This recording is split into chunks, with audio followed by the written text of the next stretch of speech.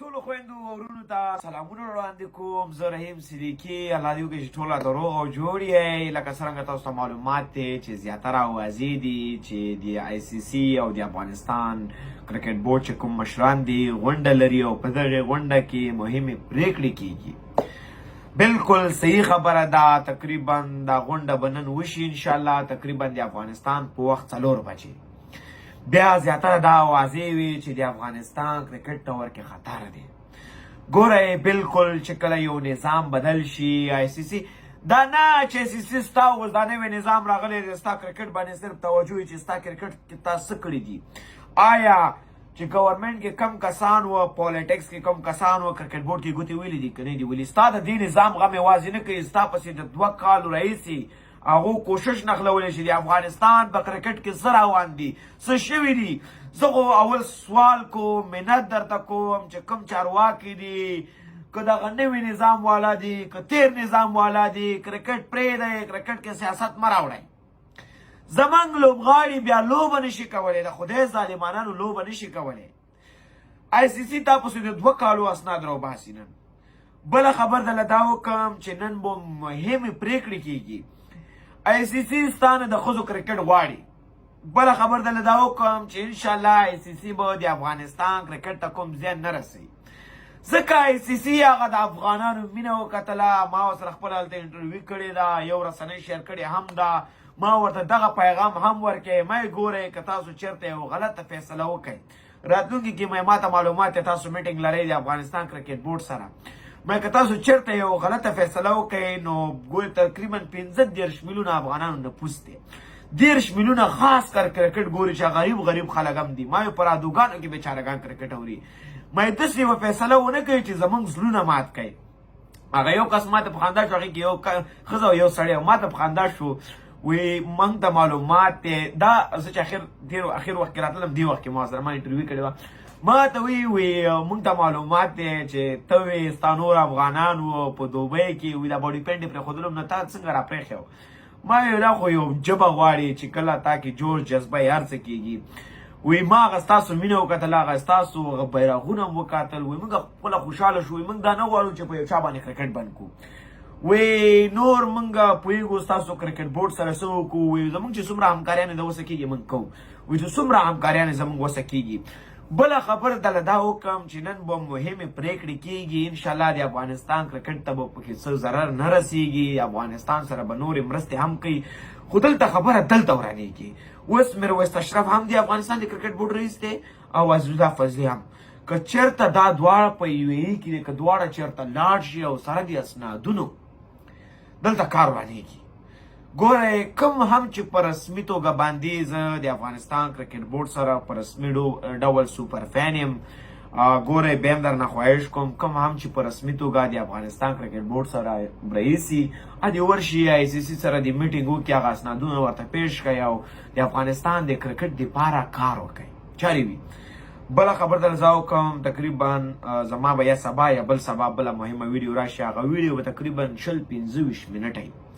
هغه کې ما ډېر څه جمع کړي دي او هغه به زه تاسو سره ټول شریکوم. د دې ځینه چې کوم ما سفر کړی دی دوبۍ ته دوبۍ کې څه شوي دي څه نه دي شوي کرکټ په اړه زه تاسو سره ټولو سره معلومات شیر کوم.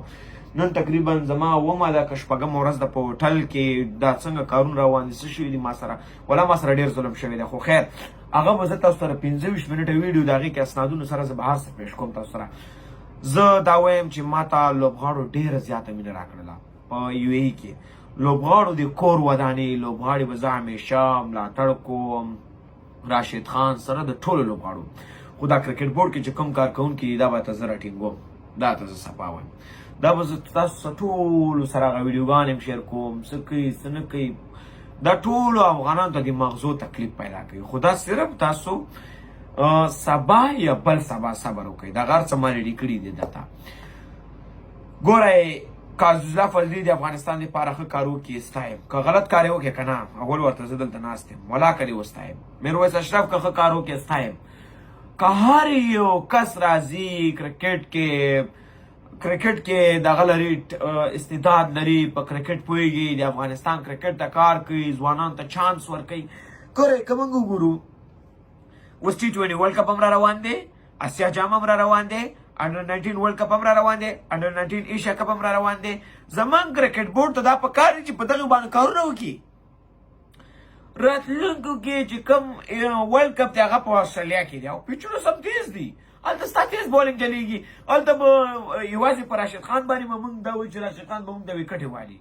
ګورئ ټوله پړه به بیا تاسو په راشد خان اچوئ، ټوله پړه به په مجیب اچوئ، ټوله پړه به په نبي اچوئ. دا یوازې دو غریبانانو باندې نه کېږي. دا زمونږ کرکټ بورډ ته پکار دی چې راتلونکو کې د افغانستان په کرکټ باندې کار وکړي، په تیز بولینګ باندې، په بیټینګ باندې، په فټنس باندې، په دغه شیانو باندې کار وکړي. آی سی سی چې دا بودیجه ورکوي دا خیر چېرته ځي بیا؟ چېرته ځي؟ ما چې کوم هغه اسنادونه هر څه جمع کړي هغه ټوټال تاسو سره شیر کوم. لوبغاړو د کور ودانې والله ما ته ګورئ زما ټول سفر یو خواته کوي، ټول سفر. زه چې کله اخره کې راتلم د چار سیم د کور ودانې، چار عبدالرحیم زی د کور ودانې، والله هغه زه ډېر خوشحاله یم. بله خبر دله زه دا وکړم چې زه اخره کې راتللم، زما بل سبا سفر و. نو ما دا شاپینګ کولو زه په لاره کې روان راشد ته مخکې ورلد کپ نه مخکې میسیج کړی و چې څنګه یې کلاري د وخت سره دلته یم راځم ورلد کپ ته. نو چې کوم دا ورلد کپ ختم شو دغه ببلز کې و هغو سره ما ملاقات نشو کولی ځکه ببلز کې و که نه. نو ما سره ملاقات نشو کولی، نه هغو ما سره کتلی شول، الاود نه و. چې کله ورلد کپ ختم شو میچونه ختم شول نو شپه وه 12 بجې وې چې زه سامان مې تیارولو، بل سبا راتللم.